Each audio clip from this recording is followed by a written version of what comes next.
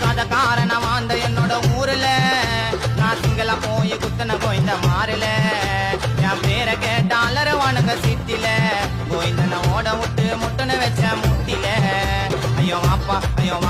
உன் பத்தியை எடுத்து வீசி நான் உனக்கு மேல பாத்துட்டா எவ்வளவு பெரிய கேசு ஐயோ மாப்பா உன் பத்தியை எடுத்து வீசி நானே சுக்கூடா இது வந்த ஸ்ரீநாசம கேசு கதக்காரன வாழ்ந்த என்னோட ஊருல நான் சிங்கள போய் குத்துன கோய்ந்த மாறுல மாமா தானே